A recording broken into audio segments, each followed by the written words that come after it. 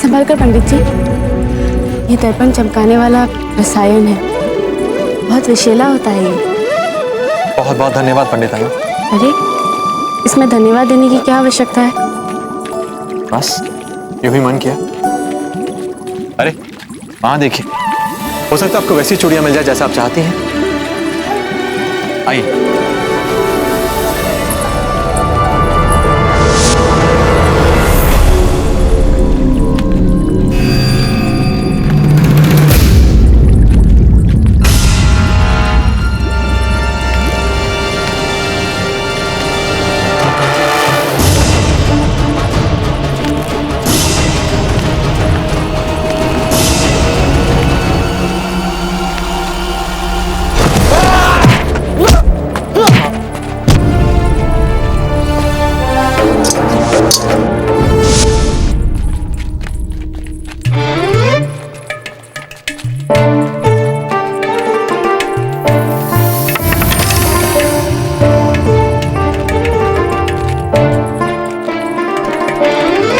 क्षमा करे रावत जी, क्षमा करे।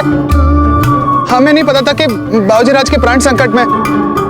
हम तो यही चाहते थे कि बाबूजीराज अजबदेव आयशा के साथ कुछ समय बिता सके प्यार से। यही कारण था चक्रपाणी कि हमने बाबूजीराज प्रताप को भी हत्यारों के विषय में कुछ नहीं बताया था। शांत हो जाइए रावत जी, आप चिंता मत कीजिए, कुछ नहीं होगा हमारे कुंवर प्रताप को।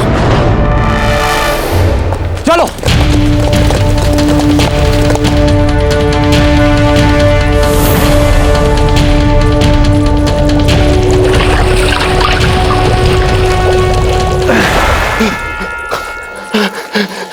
कुछ ही देर में यह विषैला रसायन अपना असर दिखाना आरंभ करेगा और तुम्हें सीधे मृत्यु लोक पहुंचा देगा।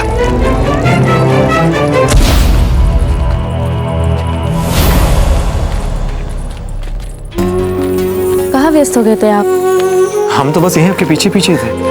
आप भी ना, कभी यहाँ कभी वहाँ। अरे वहां चलिए, आपको मनपसंद झुमके मिलेंगे, आपके कर्णफूल। आइए। ठीक है, जैसे पंडित जी की आज्ञा।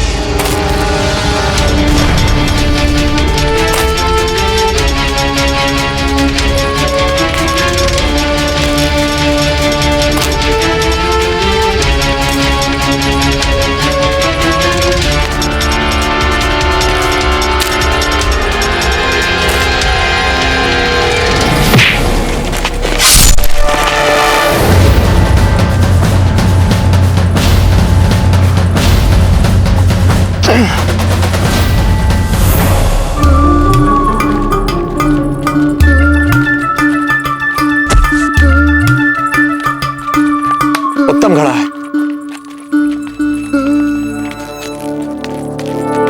ये चूड़ियां में कुछ ठीक नहीं लग रही। नहीं, आइए आगे चलते हैं, इधर चूड़ियां मिलेंगी आपको। आइए।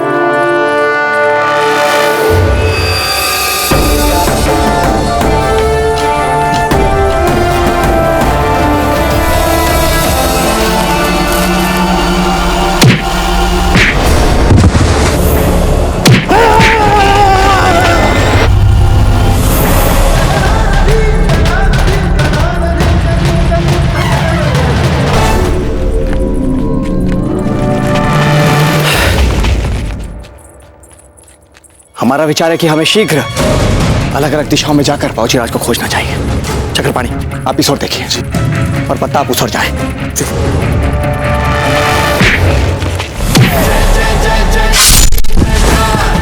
प्रताप है साहस की जो प्रताप है, जय जय जय जय जय जिसकी जयकार।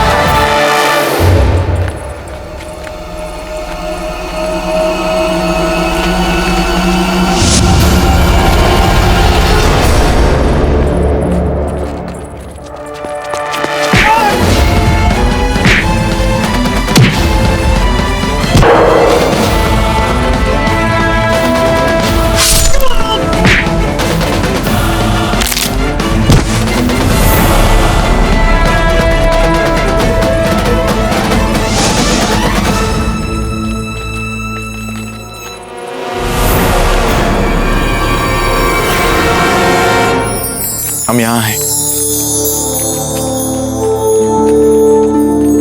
पंडित जी, हमें लगता है आपको ये पायल भी खरीद लेनी चाहिए, आपके पैरों में बहुत सुंदर लगेगी। बहुत सुंदर है, पर आप बार बार कहाँ पर लुप्त हो जाते हैं? अरे पंडित है, राजकुमार तो है नहीं ना, मोल भाव तो करेंगे ही ना। आइए।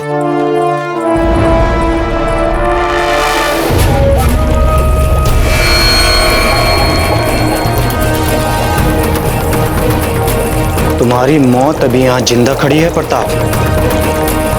तुम्हें हमसे अब कोई नहीं बचा सकता।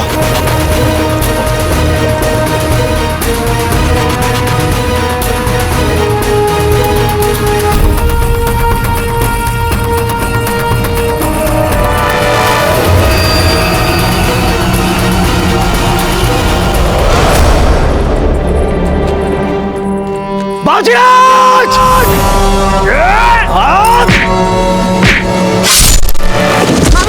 राज जी!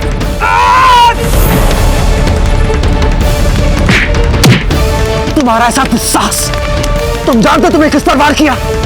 हमारे पिता पे, हमारे गुरु पे, हमारे रक्षक पे, हमारे सब कुछ, हमारे मित्र पे।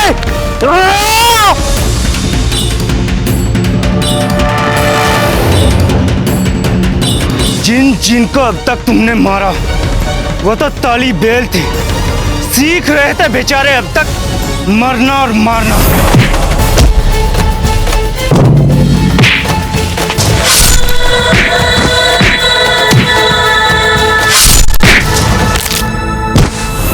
खुश मत हो जाना प्रताप, अल्लाह के फजल से हम मारेंगे अब तुम्हें।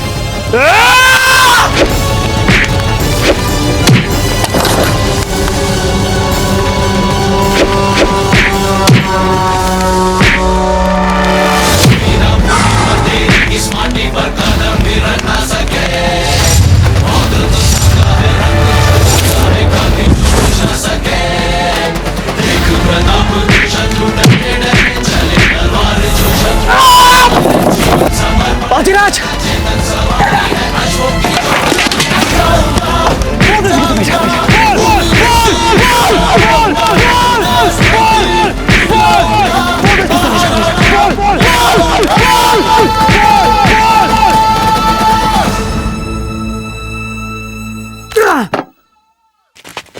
बाजीराज!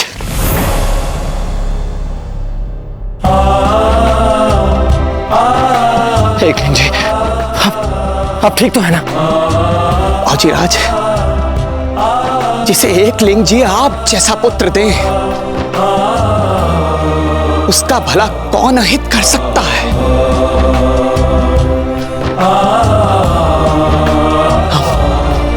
हम ठीक हैं, हम ठीक है बाजीराज। तो बाजीराज, ये इस हत्यारे को किसने भेजा है ये हमें कैसे मालूम पड़ेगा? हम जानते हैं ना किसने भेजा था, जानते हैं रावत जी। ये उसी आगरा वाले कायर मुगल के कारनामे हैं। वो नहीं छोड़ेगा अपने को कृत्य, कदापि नहीं छोड़ेगा।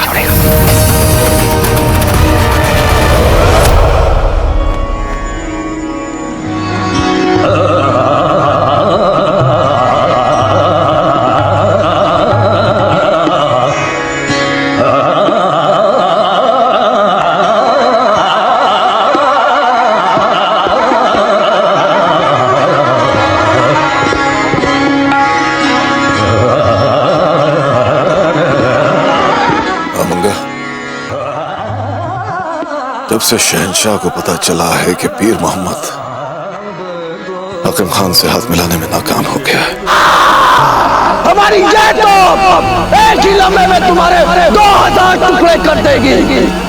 और यहाँ से शहंशाह एकदम खामोश हो गए, एक लफ्ज भी नहीं बोला। क्या लगता है तुम्हें?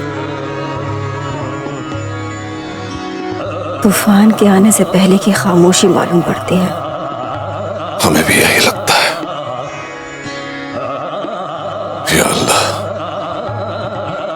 हम सबको जलालुद्दीन मोहम्मद अकबर के जलाल से महफूज रखना मेरे परवरदिगार।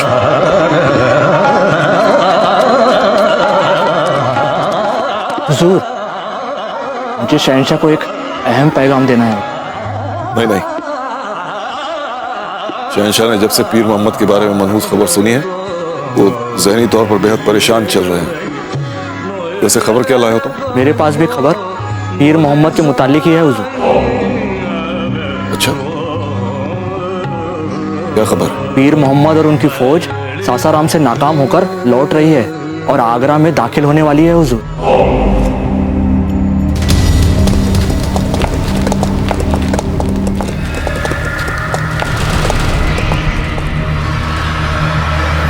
लगता है शहंशाह तक ये मनहूस खबर पहुंचाने की जिम्मेदारी भी हमें ही उठानी पड़ेगी।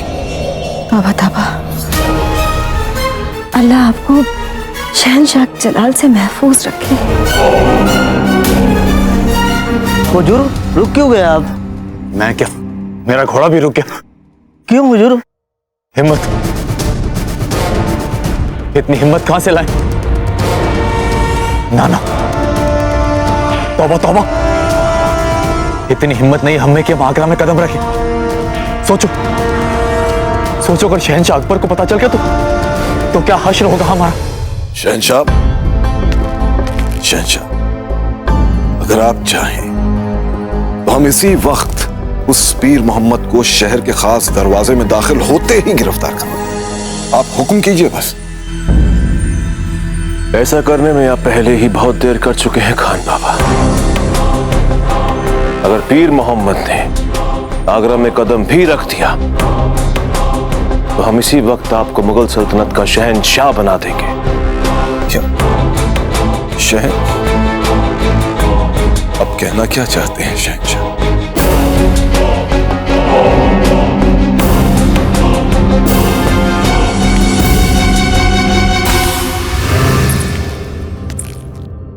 अरे, आप दोनों मुंह लटकाए खड़ी क्यों हैं?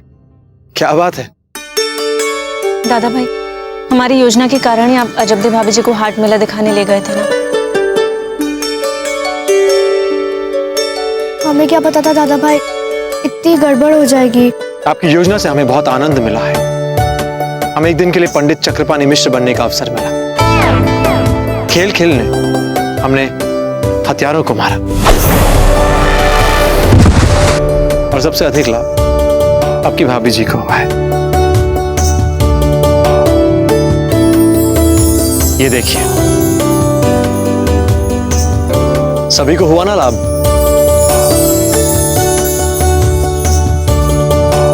अरे वाह, इतनी मारामारी में भी दादा भाई और भाभी जी ने इतना कुछ खरीद लिया हाट मेले से।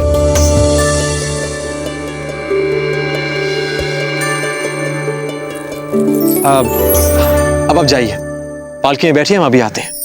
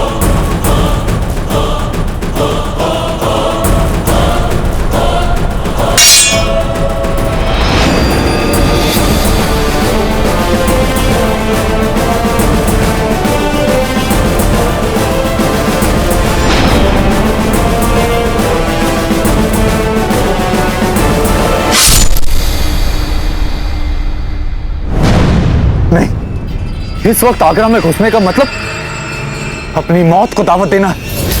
अल्लाह मियाँ की नेमत है जिंदगी, और हमें हमारी जिंदगी बहुत प्यारी है। मियाँ, अगर तुम्हें अपनी जिंदगी प्यारी है तो भाग लो यहाँ से। मियाँ, हम तो भाग रहे हैं यहाँ से। और एक बात याद रखें, आगे से कभी मुगल सल्तनत में दिखना भी नहीं। हम तो भाग रहे, भाग रहे।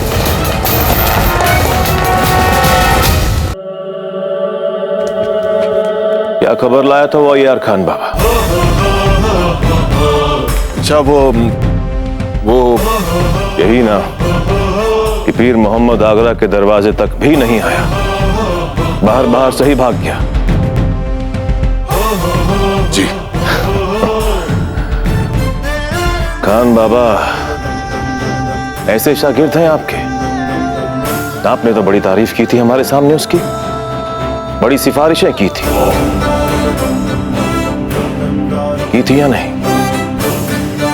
आप एक पकड़ दीजिए हमें, हम खुद पकड़ के लाएंगे उसे आपके सामने। पर क्या आप ऐसा कर पाएंगे बहरम खान? आप कहना क्या चाहती हैं? हमारे कहने का मतलब ये है कि वो शागिर्द है आपका पीर मोहम्मद, और उस्ताद और शागिर्द के बीच वो मोहब्बत, खुलूस और क्या कहते हैं, एतमाद, आपसी एतमाद का रिश्ता बन ही जाता है। तो क्या ऐसे में आप उसके साथ सख्ती से पेश आ पाएंगे बहरम खान? खान बाबा,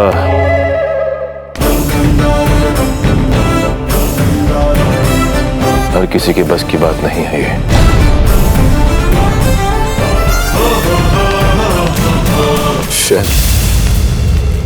गलत नहीं कहा शहंशाह ने।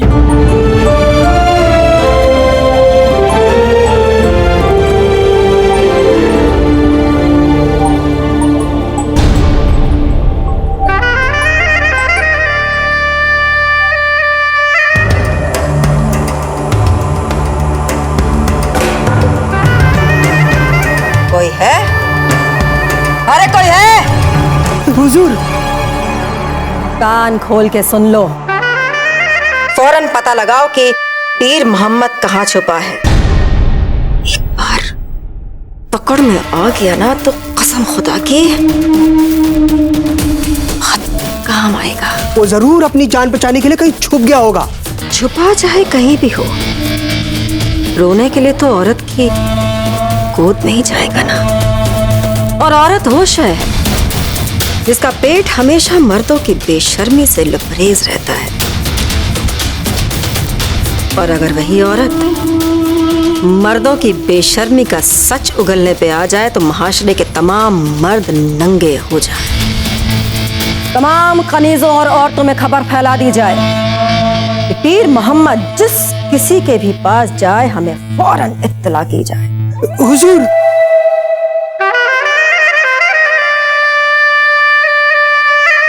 अजबदे, अगर आपका मन नहीं भरा हो तो फिर चले चले हाट मेले में।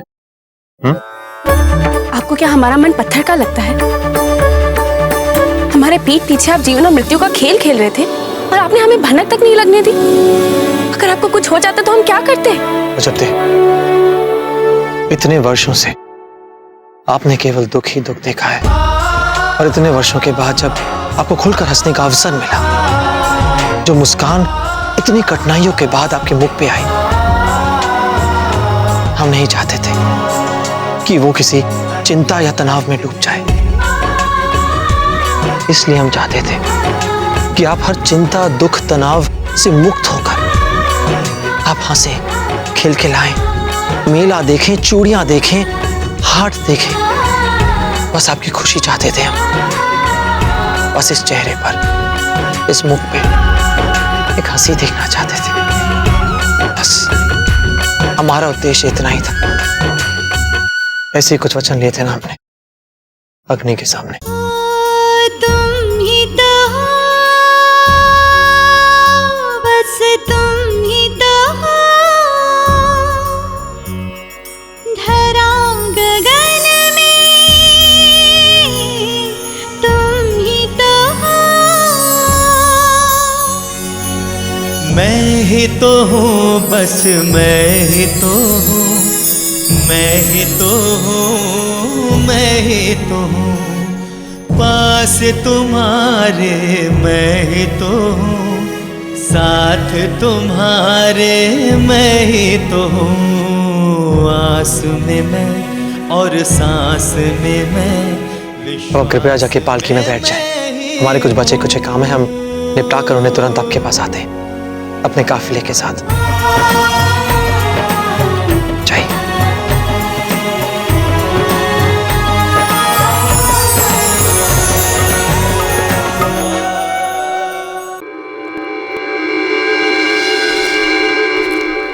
शीघ्र करिए। रावत जी, ये क्या कर रहे हैं आप? अजिराज, इन सभी मुगल हत्यारों के शवों को पत्थरों से बंधवाकर नदी में फेंकवा रहे हैं। नहीं रावत जी, माना कि ये दुर्दांत हथियार थे, किंतु हम तो ऐसे नहीं है। ये हमारी परंपरा नहीं है। इनके पार्थिव शवों के साथ हम ऐसे अमानवीय और असभ्य कैसे हो सकते हैं? थे तो ये मानव ही ना। आप समझने का प्रयास क्यों नहीं करते बाबूजीराज? ये सब के सब आपकी हत्या करने के लिए यहां आए थे। तो किया तो नहीं ना रावत जी? रावत जी ये मर चुके हैं। राजपूत निहत्तों पर वार नहीं करते। फिर ये तो शव हैं, शव। मरने के बाद कैसा अपना कैसा पराया। हम तो शत्रुओं तक के शवों को सम्मान सहित अंतिम संस्कार करने के लिए विख्यात है ना रावत जी। हम चाहते हैं कि धर्मानुसार पूरे सम्मान सहित इनका अंतिम संस्कार किया जाए। जी बाबूजीराज। हुजूर आला, जैसे ही उन शहीदों की लाशों को नदी में फेंका जाने वाला था, प्रताप ने अपने ही लोगों को ऐसा कुफ्र करने से रोका और पूरी इज्जत के साथ मौलवी को बुला के उन्हें बाकायदा दफनाया गया। जब तक उनकी खाके सुपुर्दगी मुकम्मल नहीं हुई और मौलवी साहब की आयतें चलती रही, प्रताप खुद वहां उनकी इज्जत में अपना सर झुकाए खड़े रहे। तकलिया,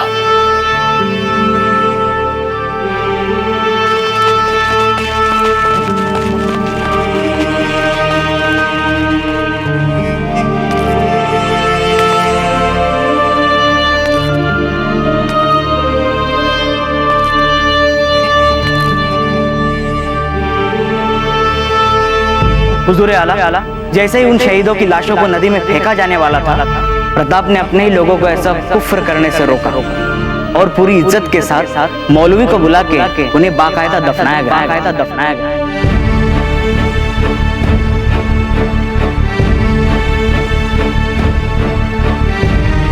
आखिर कौन है इस दौर के बहादुरों से बहादुर, अजीमों से अजीम? कहीं तुम ही तो नहीं? वो शख्स प्रताप।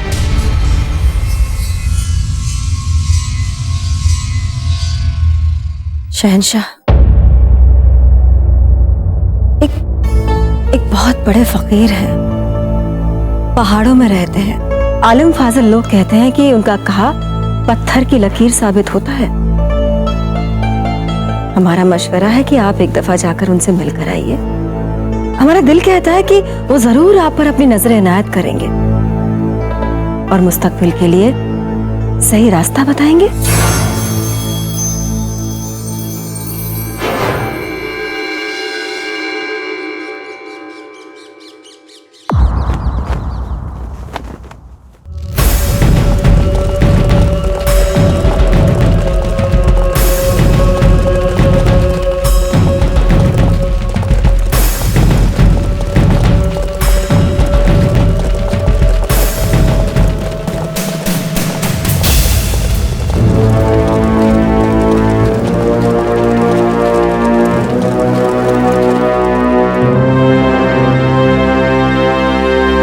वे फकीर इसी पहाड़ी पे रहते हैं।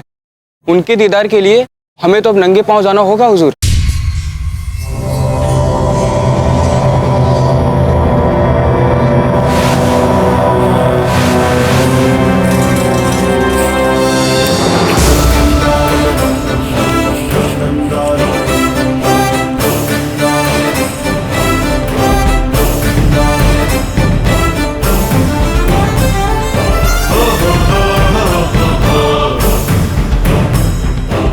शहंशाह, उसने बादशाह खान का सर कलम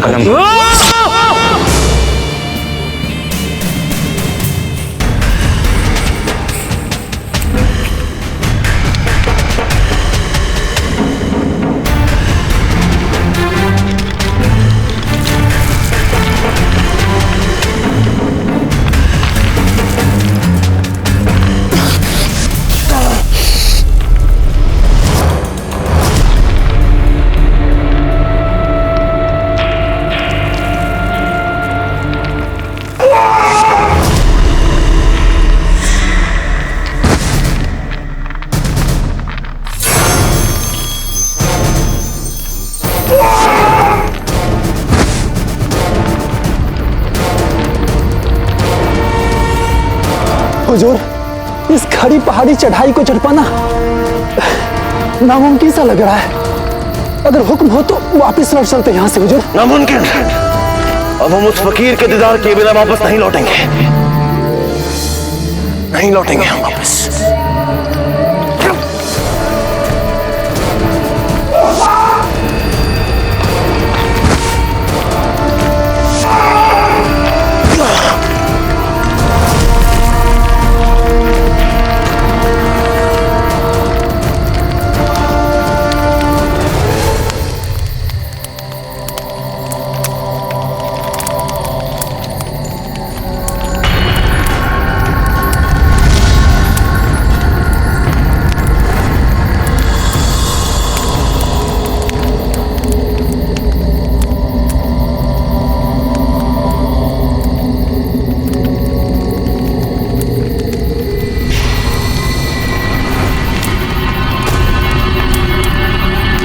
सलाम वालेकुम।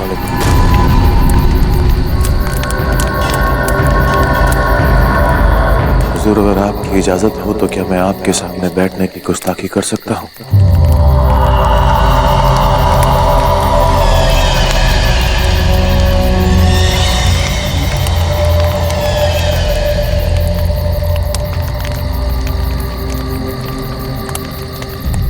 एक दुश्मन है तेरा,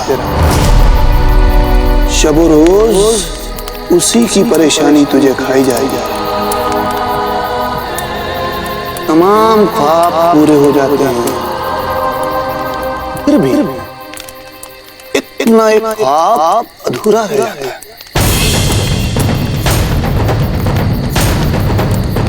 आप जानते हैं मैं कौन? तुझे पता है तू कौन है?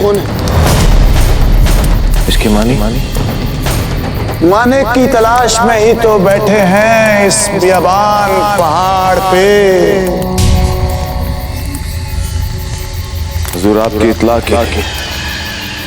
मैं बादशाह हूं इस मुल्क का। बादशाह है तू? फिर क्यों भीख मांगने आया है इस फकीर के पास? बादशाह है तू महलों का, लेकिन देख इधर आते आते देख तू खुद को भिखारी बन चुका है।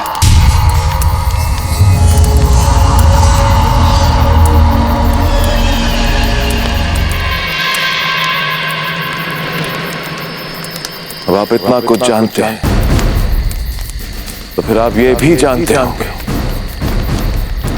कि मेरा दुश्मन प्रताप है और मेरा ख्वाब है कि उसके चित्ता मेरा परचम लहराए।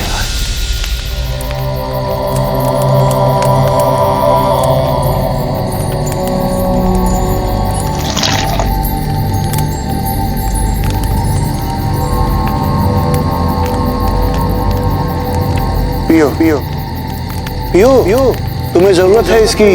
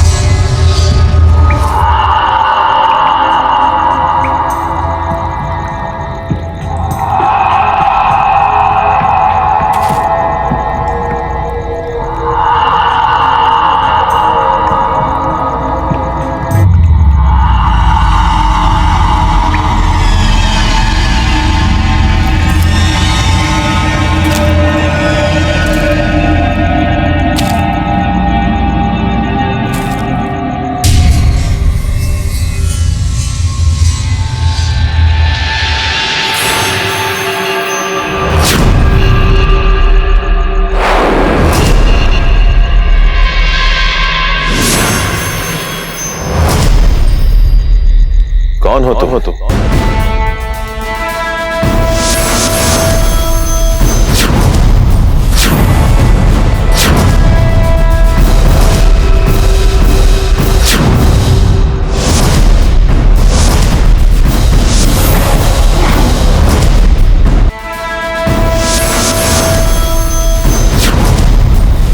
तुम्हारी प्रतीक्षा कर रहे थे।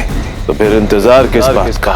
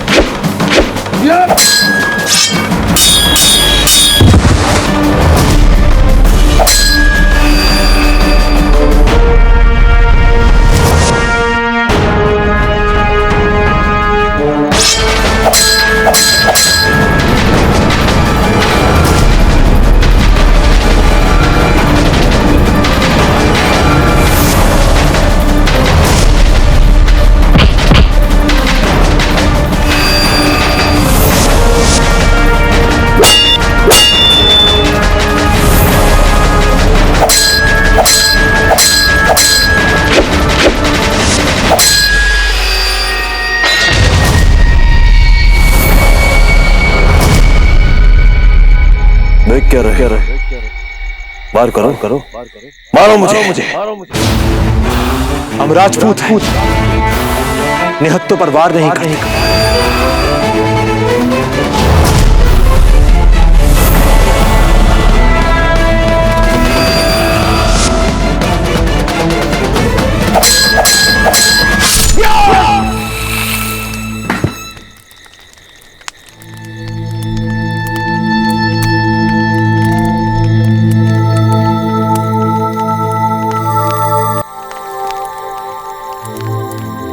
पहले क्या देखा तुमने?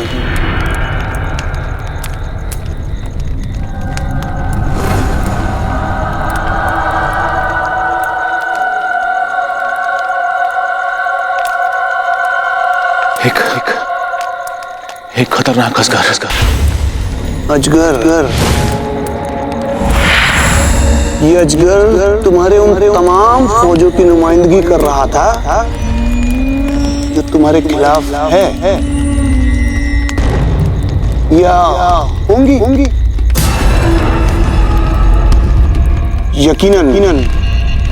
यकीनन तुझसे कोई जीत नहीं सकता।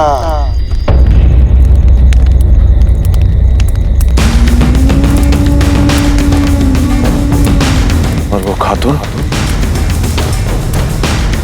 अब औरतों के मुतल्लिक हम फकीर क्या जाने, हम तो अल्लाह वाले हैं। वक्त के साथ साथ तो खुद जान जाएगा कि औरत क्या शय।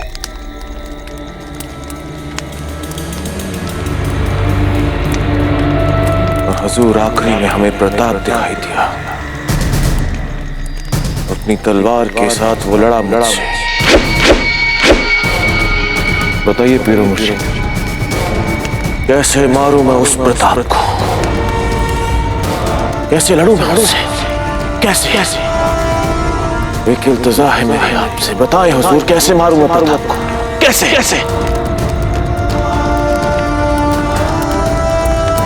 मैं सो नहीं पाता। रात भर मुझे नींद नहीं आती। पूरी दुनिया पर फतेह कर चुका हूं मैं, पूरी दुनिया पर। ये प्रताप रात भर मुझे परेशान करता है। रात भर मेरे ख्वाबों में आके हंसता है मुझ पर। मेरे चारों तरफ अंधेरा छा जाता। मैं जानता हूं पीरो मुर्शीद की ये अंधेरा उसके मन में भर जाएगा। बताएं पीरो मुर्शीद, कैसे मारूं मैं उसे? अल्लाह ने तुझे कई गैबी ताकतों से नवाजा है। बड़ी गहराई है तेरी समझ में। तू कुदरत के सभी निशानों को पढ़ना भी जानता है। समझ जाता है उसके हर एक इशारे को। बोल बोल, है कि नहीं? है कि नहीं? पीरो मुर्शिद, सिर्फ इतना बता कि प्रताप को कैसे मार सकता हूं मैं। अगर मैदान जंग में प्रताप के साथ कभी तेरा आमने सामने वाला मुकाबला हुआ और अगर तू खुद प्रताप से लड़ा तो मारा जाएगा।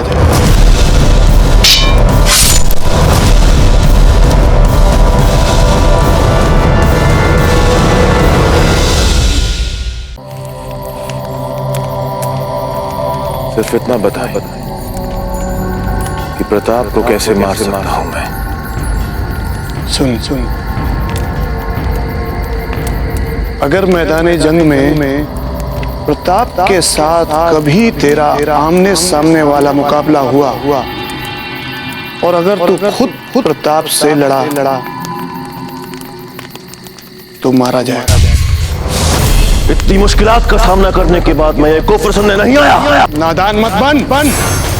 यहाँ तू वो नहीं सुन सकता जो तू सुनना चाहता है। यहाँ हम वही बोलते हैं जो हमसे वो बुलवाता है।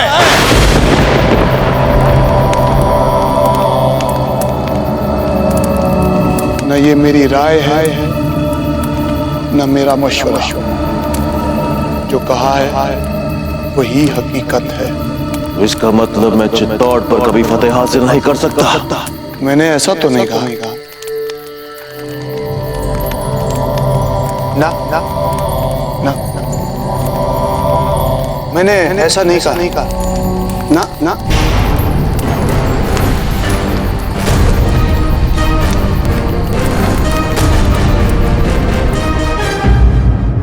महल के कोने कोने में फूल सजाओ, एक भी कोना नहीं छूटना चाहिए। जहाँ भी दृष्टि जाए फूल ही फूल हो। ऐसी साज सज्जा करो कि राणा जी प्रसन्न हो जाए। महारानी साहब, हुक्म हो तो हमसे सजा दे इन फूलों से। कैसी मूर्खतापूर्ण बातें कर रही हो। कुंवर प्रताप अपनी बिंदनी को लेकर आए हैं, उनकी सेज तो हम ही सजाएंगे।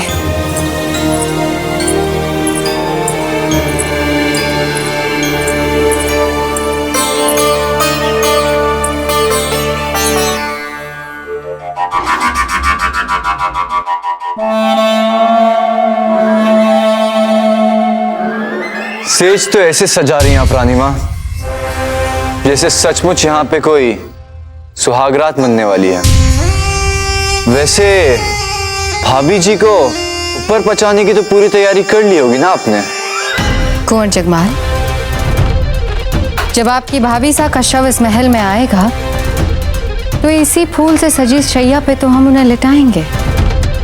जीते जी जो सपना उनका पूरा ना हो पाया वो उनके मरने के बाद हम कर देंगे।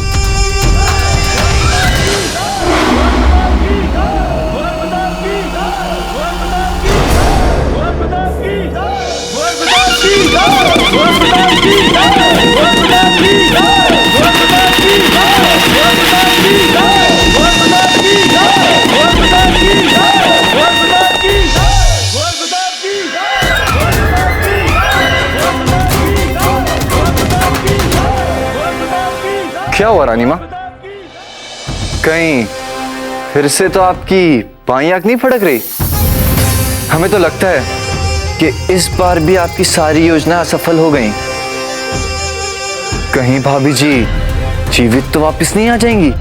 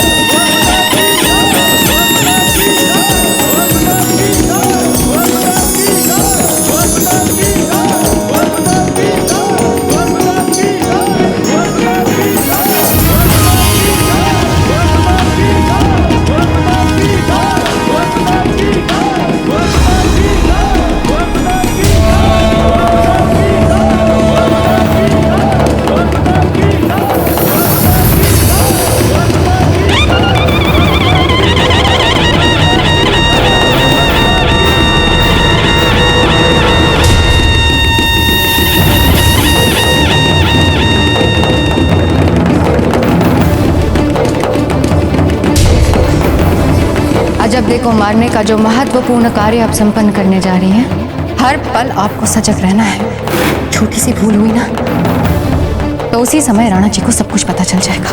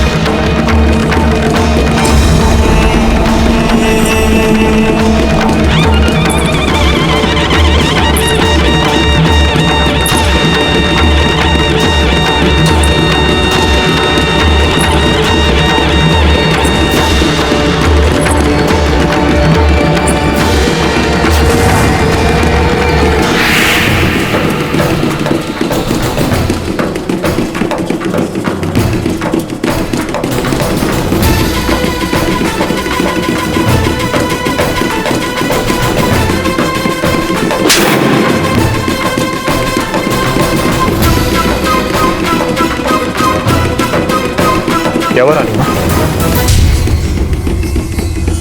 आपका स्वास्थ्य तो ठीक है ना? लगता है छोटी माँ ने हमारे लिए तैयारियों में बहुत भाग दौड़ की है। थकावट उनके मुख पर दिख रही है और शायद इसीलिए वो आपकी आरती करना भी भूल गई है ना छोटी माँ? अरे रानी माँ, दादा भाई अजबदे भाभी जी को पहली बार इस महल में लाए हैं और आप उनके स्वागत करने के स्थल पर आप ऐसे अचंभित खड़ी हैं। अजबदे भाभी जी की आरती नहीं उतारेंगी? नहीं मान, ऐसी कोई बात नहीं है, हम करेंगे ना आरती।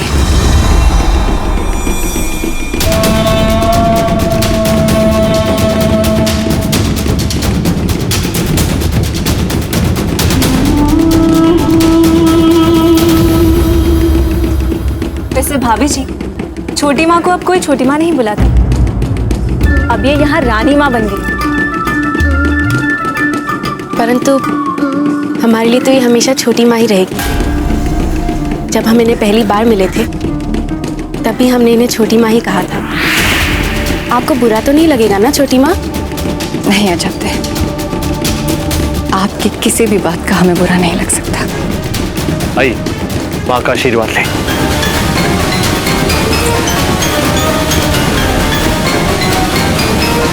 सुखी रहे कुंवर प्रताप।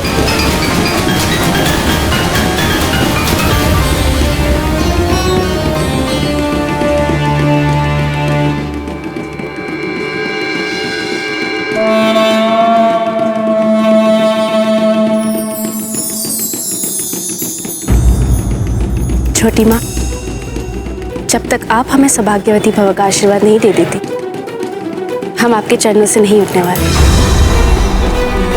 अजबदे, माँ का दिया हुआ आशीर्वाद मन से होता है।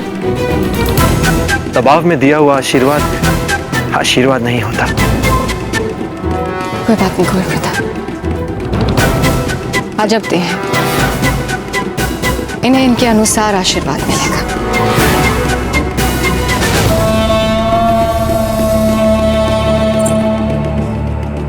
देखा आपने, हमें इस महल में आकर बस कुछ ही पल हुए और छोटी माँ को हम आपसे अच्छे से जानने लगे।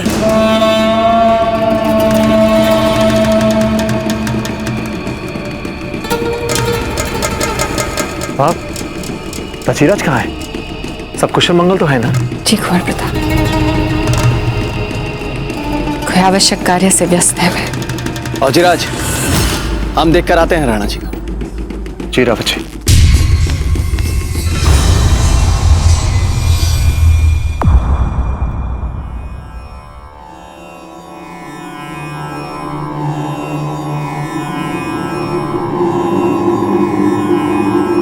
अम्मा घड़ी राणा जी, लगता है मेवाड़ नरेश अपने पुत्र और बींदनी को भूल चित्तौड़ के दुर्ग में डूबे हुए हैं। रावत जी, आशा करते हैं कि आपकी यात्रा निष्कंटक रही होगी।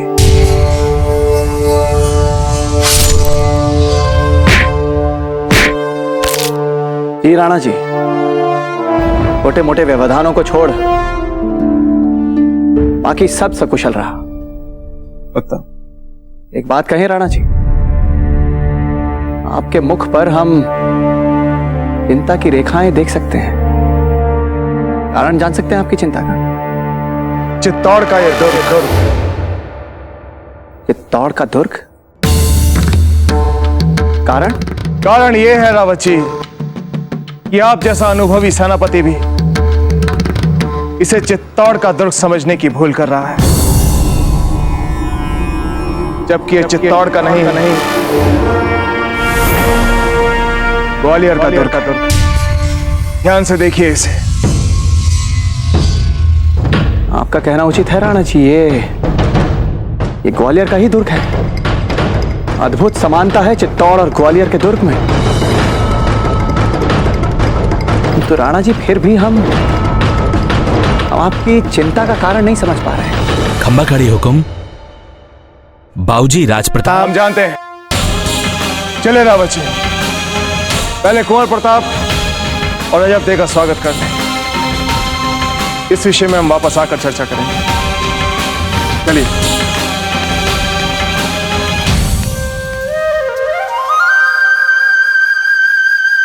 हमने सुना है इसी मंदिर के पास आप दोनों के बीच पहली बार बातचीत हुई थी माला बनाते हुए। आश्चर्य की बात तो यह है कि ये सारी बातें आपको किसने बताई? कम से कम हमने तो नहीं बताया नहीं कुछ। पुरानी बातें करने के लिए आपको बहुत समय मिल जाएगा। हमें लगता है कि आप दोनों को विश्राम करना चाहिए, है ना मान? रानी माँ, अभी तो हमें अजबदे भाभी जी को पूरा महल दिखाना है। महाराणा उदय सिंह पधार रहे हैं।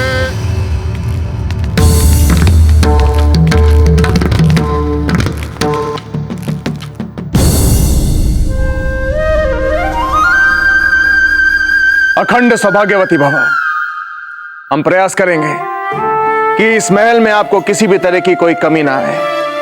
और कुंवर प्रताप, हम आपसे आशा करते हैं कि जितना समय और जितना ध्यान आप अपने राजनीतिक कर्तव्यों में देते हैं, उतना ही समय और उतना ही ध्यान आप अपने व्यक्तिगत कर्तव्यों में देंगे, क्योंकि दोनों ही कर्तव्यों में सही संतुलन बना रहना चाहिए। जी तजीराज, अति उत्तम। चलिए रावत जी। तजीराज, हम भी आ रहे हैं आपके साथ। कुंवर प्रताप, अभी उन्हें आपको क्या समझाया? तजीराज, आपके सुझाव में संतुलन का शब्द था। आपके मुख पे हमें चिंता दिख रही है। उसे मिटाने के लिए अगर हम योगदान ना दें, फिर भी संतुलन बिगड़ेगा ना। हम सहमत हैं इनके इस विचार से। सुन रही हैं धीरभाई जी? कैसे संभालेंगे आप इन दोनों को? और संभल के रहना पड़ेगा आपको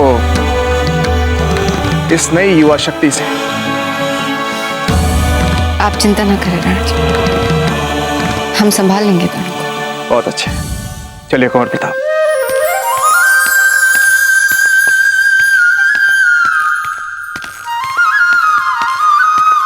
जाइए मान, अपनी भाभी जी को सारा महल दिखा दीजिए। तब तक हम वीरबाई जी के साथ एक आवश्यक कार्य समाप्त करते हैं।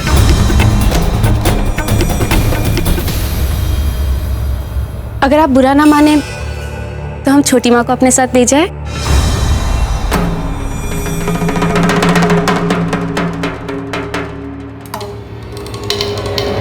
अवश्य जब तक वीरबाई जी के साथ बिताने के लिए हमारे पास बहुत समय है। बाद में कर लेंगे मंत्रणा। चाहिए। चलिए छोटी माँ।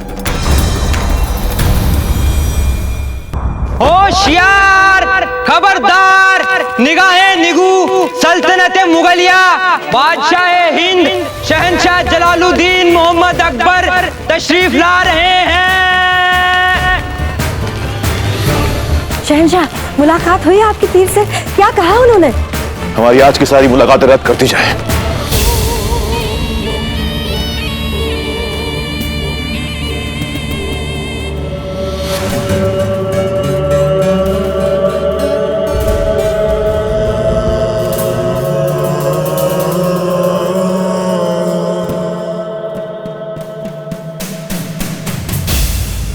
शहंशाह, कोई है? दरबान, हमने कहा था ना कि हमें दरबानों की कोई खता नहीं है शहंशाह, हम ही जबरदस्ती आए हैं। जब तक हमें मालूम नहीं पड़ेगा कि पीर ने क्या कहा है, हमें सुकून हासिल नहीं होगा। इसलिए बराए मेहरबानी बताइए शहंशाह।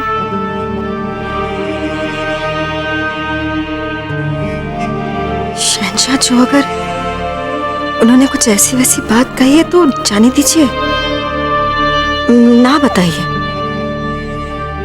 कोई खुदा तो है नहीं वो फकीर, चाहे कितने ही पहुंचे हुए क्यों ना हो, है कि नहीं? फिर क्यों कहा था आपने कि उनकी कही हुई बात कभी गलत नहीं होती, पत्थर की लकीर होती है? ऐसा ही कहा था ना आपने? हाँ, कहा था, मगर उन्होंने कहा कि दुनिया की कोई भी फौज हमें हरा नहीं सकती। ऐसा कहा उन्होंने? अरे पीर साहब तो मुस्तकबिल को ऐसे देखते हैं मानो माजी और हाल को देख रहे हो। औलिया है, औलिया वो। उनकी कही हुई बात पत्थर की लकीर ही है, बस। वाकई। अगर मैदान जंग में प्रताप के साथ कभी तेरा आमने सामने वाला मुकाबला हुआ तो मारा जाएगा। यहाँ तू वो नहीं सुन सकता जो तू सुनना चाहता है। यहाँ हम वही बोलते हैं जो हमसे वो बुलवाता है। शहंशाह, कुछ और भी कहा क्या उन्होंने? जलाल, हम इसलिए पूछे कि कुछ भी नहीं कहा उन्होंने, कुछ भी नहीं। तकलिया,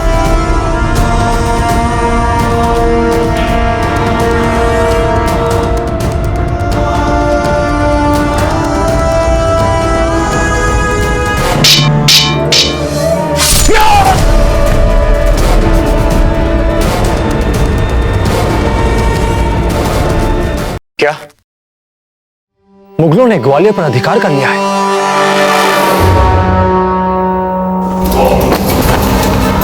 मुगल सल्तनत जिंदाबाद, जिंदाबाद। मुगलों ने उसी चपलता और निर्दयता के साथ यह काम किया है जिसके लिए वो प्रसिद्ध है। सेना का नेतृत्व कर रहा था वही बैरम खान।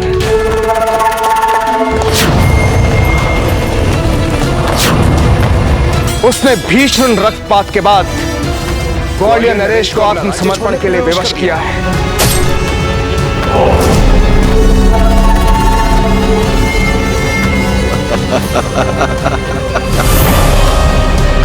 जिस तरह मुगलों ने ग्वालियर को जीता है, यह हमारे लिए चिंता का विषय है रावत जी।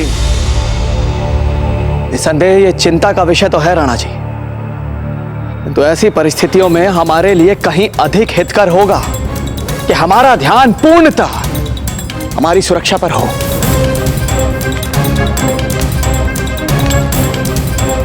नहीं रावत जी, हम रजराज की बातों को समझते हैं।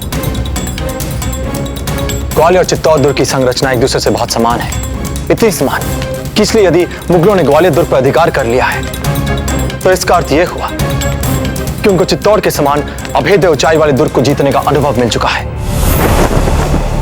राजीराज, उनका अगला लक्ष्य चित्तौड़ ही होगा।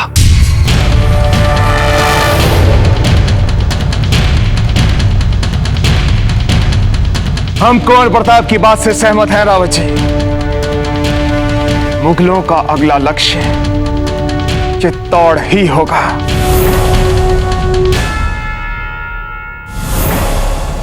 मुगल चाहे जितना अनुभव प्राप्त कर ले, अपनी सेना चाहे जितनी विशाल कर ले, प्रशिक्षित कर ले, जब तक हम यहां हैं चित्तौड़ दुर्ग में पांव रखने का स्वप्न भी नहीं देख पाएगी वे। खम्मा खड़ी राणा जी, द्वार पे आपसे मिलने के लिए एक अतिथि आए हैं। अतिथि कौन है? हाकिम खान सूरी, वो सासाराम से आए हैं। हमसे दोस्ती करके आपको अफसोस नहीं होगा। आपके और हमारे बीच मित्रता कभी नहीं हो सकती। बाबूजीराज ने इस हाकिम खान की मित्रता का प्रस्ताव ठुकरा दिया था। कहीं इस बात से क्रोधित होकर ही तो वो यहां नहीं आया है। और वैसे भी इनकी मंशा का कोई भरोसा नहीं होता है।